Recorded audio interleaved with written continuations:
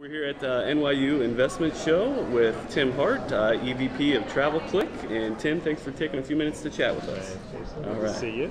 Yeah, so Jason, as you might know, we gather data right from the big brands in the industry, advanced reservation and group sales data, so that we get a good feel for how demand is building for the future 12 months versus the same time last year. So with that in mind, our outlook is currently positive. We're seeing growth in occupancy and ADR across all the three segments that we track across the 25 North American markets that we track. ADR is quite strong.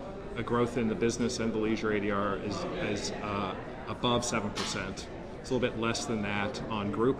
It's a little less than 5% in group, if I recall. You know, with growing occupancies, hoteliers have a lot more choices to manage to the highest value guest.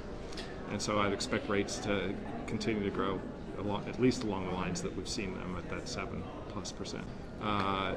Despite all the uncertainty that seems to be in our economic environment, there's still a lot of bullishness among the traveling public in terms of at least the spend they have on travel. So I think there's some consumer confidence there. You had that group business on the books, the business travelers still traveling for business, and then as you go into the summer peak, you're seeing strong leisure travel. Leisure travel was really not there as much last year in 2011, but in 2012 it's really been a part of the growth. There's always this debate about good and bad with channels, and we don't really look at it that way.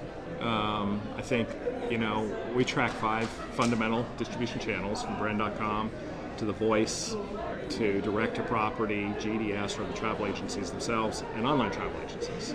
And they all play their role in bringing guests to hotels.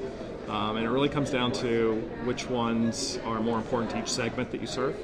Clearly, if you're talking about the business customer, those are customers that are booking over the travel agents, they're booking direct to hotel, they're sometimes booking on your brand.com. The OTAs really don't play in that space. But when we talk about the leisure guest, it's a much more of a both direct and third party mix that's more, it's much more distributed in that way, no pun intended, in terms across those distribution channels. We have seen that there's a steady progression toward online versus offline. So it's not that voice and direct to property is not important. They still play a major role, but more and more guests do move online to either brand.com, and you have to look at the OTAs there on the leisure side as well. Because brand.com is growing the most year over year.